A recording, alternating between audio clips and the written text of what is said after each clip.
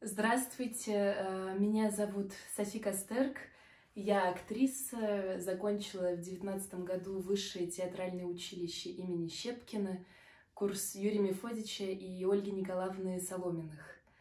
Я приветствую всех зрителей Русского центра науки и культуры в Париже, и я сейчас вам прочитаю последние главы произведения «Гранатовый браслет» Александра Ивановича Куприна.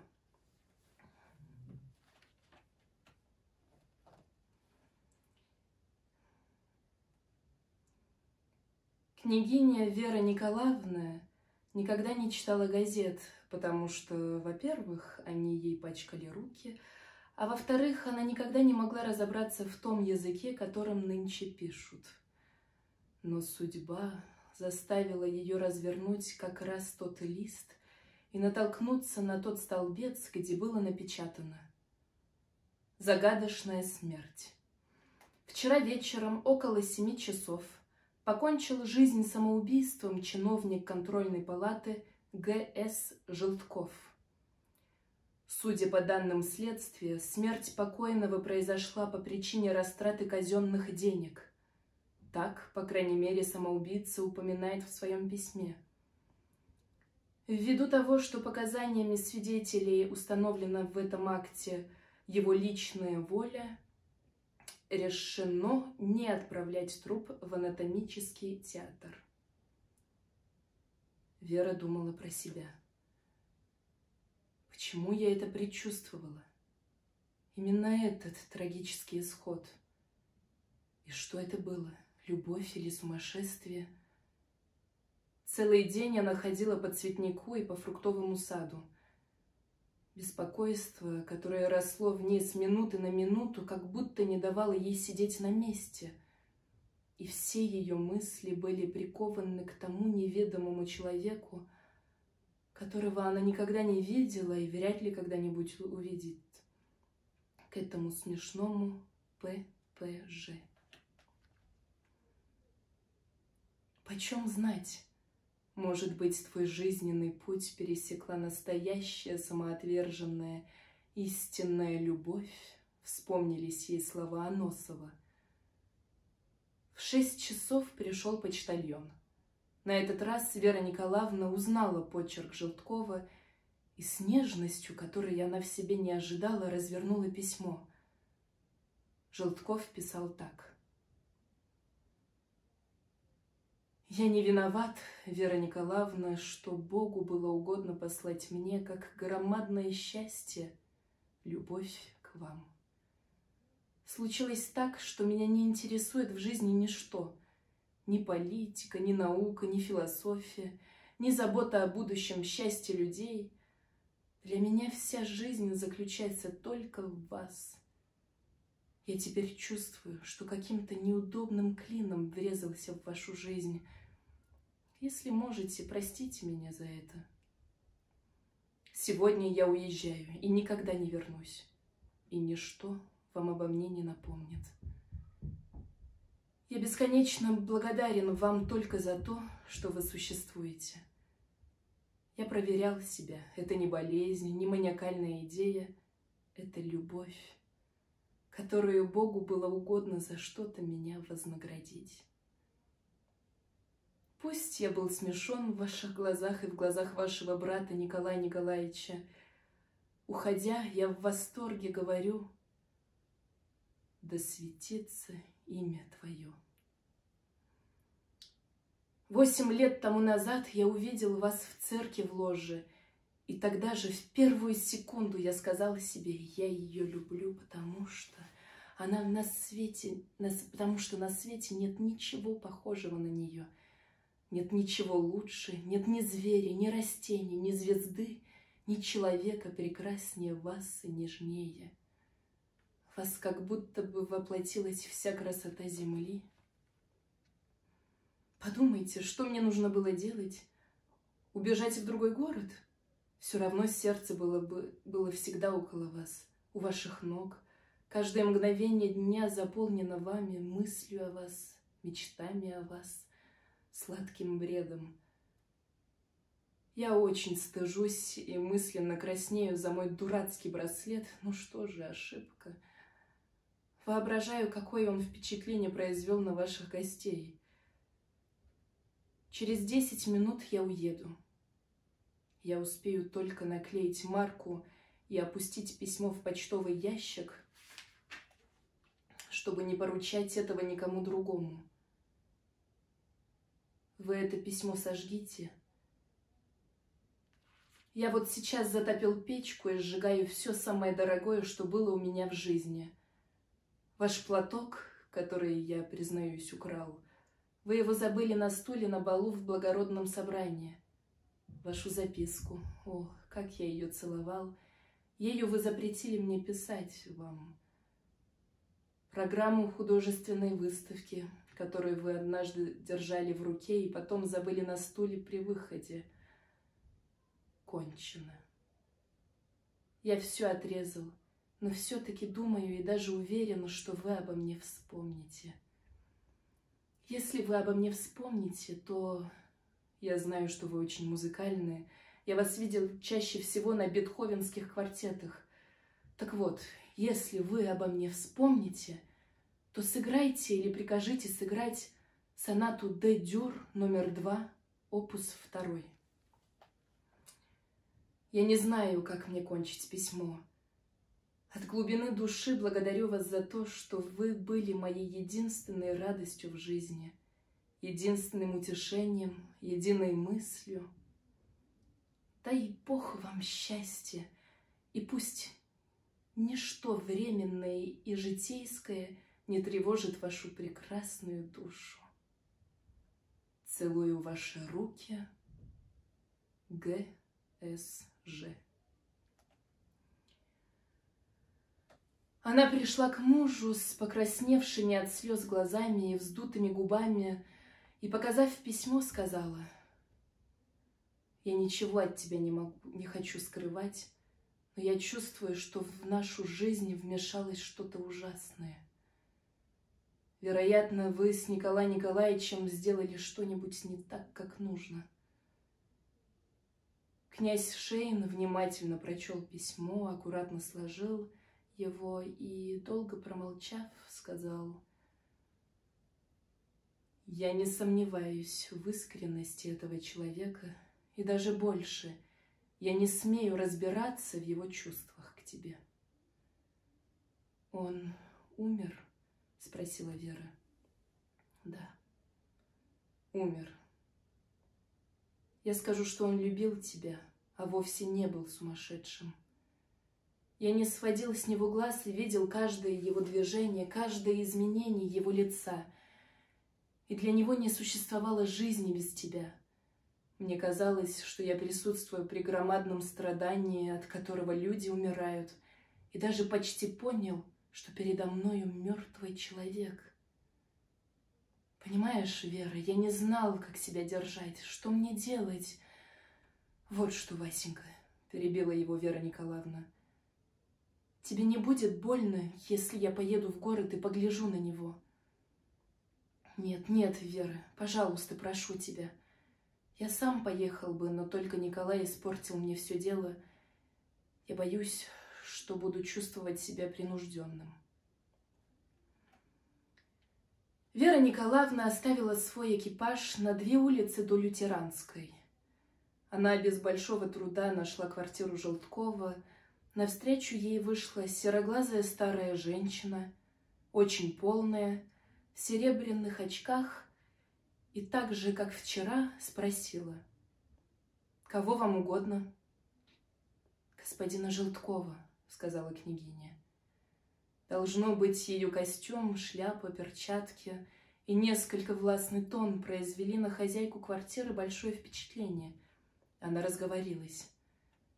«Пожалуйста, пожалуйста, вот первая дверь налево, а там сейчас.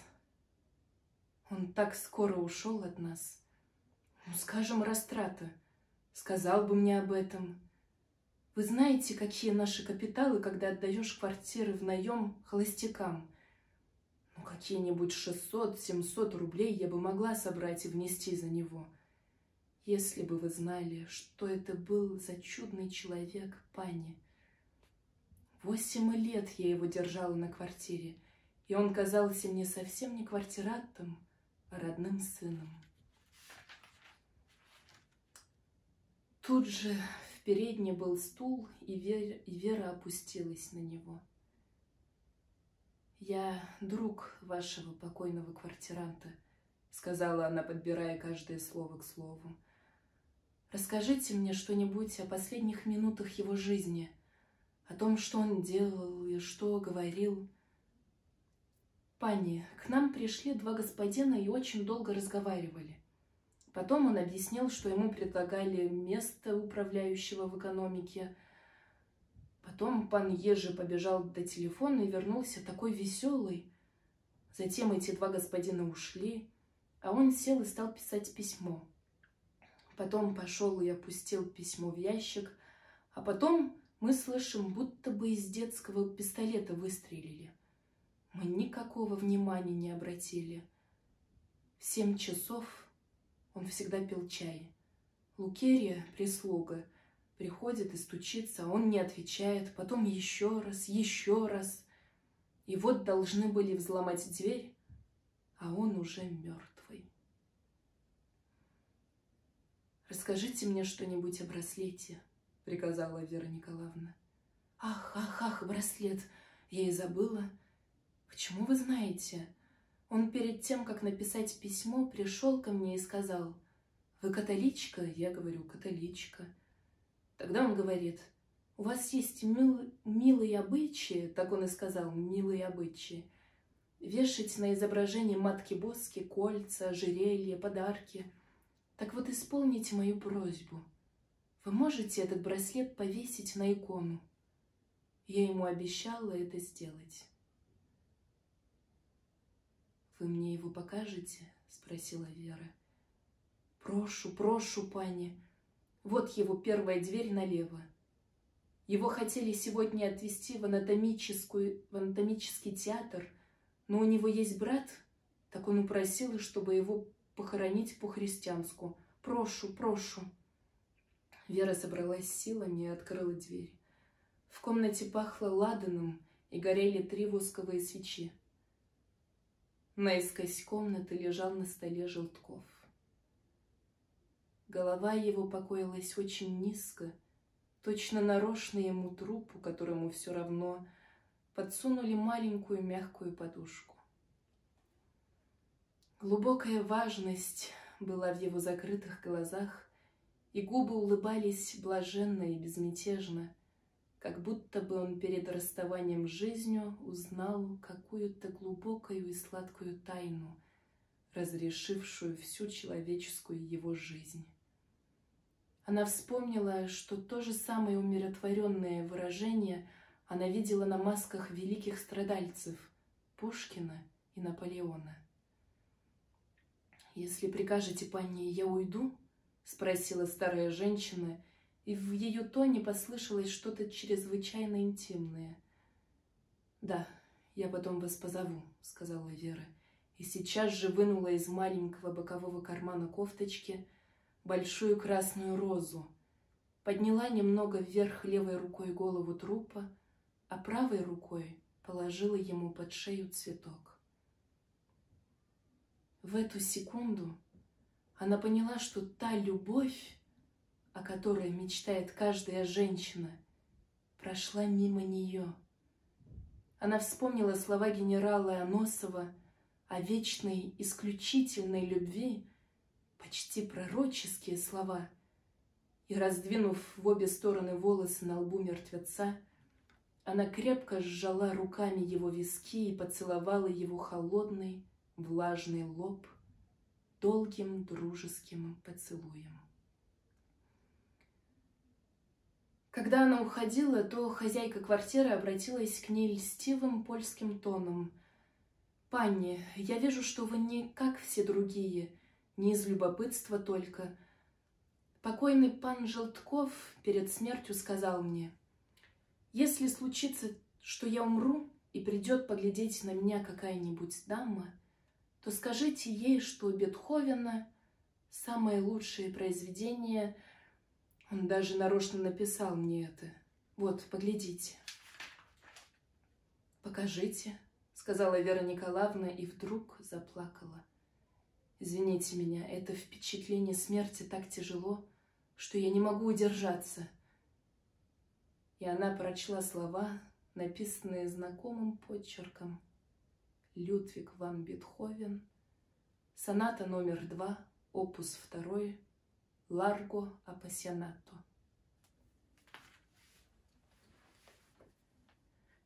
Вера Николаевна вернулась домой поздно вечером и была рада, что не застала дома ни мужа, ни брата. Зато ее дожидалась пианистка Женни Рейтер, и, взволнованная тем, что она видела и слышала, Вера кинулась к ней и, целуя ее прекрасные большие руки, закричала: «Женя, милая, прошу тебя, сыграй для меня что-нибудь». И сейчас же вышла из комнаты в цветник и села на скамейку. Она почти ни одной секунды не сомневалась в том, что Женя сыграет то самое место из 2-й сонаты, о котором просил этот мертвец смешной фамилии Желтков. Так оно и было. Она узнала с первых аккордов это исключительное, единственное по глубине произведение, и душа ее как будто бы раздвоилась. Она единовременно думала о том, что мимо нее прошла большая любовь, которая повторяется только один раз в 1000 лет. Вспомнила слова генерала Аносова и спросила себя, почему этот человек заставил ее слушать именно это бетховенское произведение, и еще против ее желания. И в уме ее слагались слова. Они так совпадали в ее мысли с музыкой, что это были как будто бы куплеты, которые кончались словами «Да светится имя Твое». Вот сейчас я вам покажу в нежных звуках жизни, которая покорно и радостно обрекла себя на мучение, страдания и смерть. Ни жалобы, ни упрека, ни боли самолюбия я не знал. Я перед тобою одна молитва. Да светится имя Твое. Да, я предвижу страдания, кровь и смерть, и думаю, что трудно расстаться телу с душой, но, прекрасная, хвала Тебе, страстная хвала и тихая любовь. Да светится имя Твое. Вспоминаю каждый Твой шаг, улыбку, взгляд, звук Твоей походки. Сладкой грустью, тихой, прекрасной грустью обвеяны мои последние воспоминания. Но я не причиню Тебе горя. Я ухожу один, молча. Так угодно было Богу и судьбе. Да светится имя Твое. В предсмертный печальный час я молюсь только Тебе. Жизнь могла бы быть прекрасной, и для меня не ропщи, бедное сердце, не ропщи. В душе я призываю смерть, но в сердце полон хвалы Тебе, да светится имя Твое. Ты и люди, которые окружали Тебя, все вы не знаете, как Ты была прекрасна. Бьют часы, время. И, умирая, я в скорбный час расставания с жизнью все-таки пою: слава Тебе. Вот она идет, всеусмиряющая смерть, и я говорю: слава Тебе. Княгиня Вера обняла ствол локации, прижалась к нему и плакала. Дерево мягко сотрясалось, налетел легкий ветер и, точно сочувствуя ей, зашелестел листьями. Острее запахли звезды табака, и в это время удивительная музыка, будто бы подчиняясь ее горю, продолжала: Успокойся, дорогая, успокойся, успокойся. Ты обо мне помнишь, помнишь? Ты ведь моя единая и последняя любовь. Успокойся, я с тобой. Подумай обо мне, и я буду с тобой. Потому что мы с тобой любили друг друга только одно мгновение, но навеки. Ты обо мне помнишь, помнишь, помнишь? Вот, я чувствую твои слезы. Успокойся. Мне спать так сладко, сладко, сладко.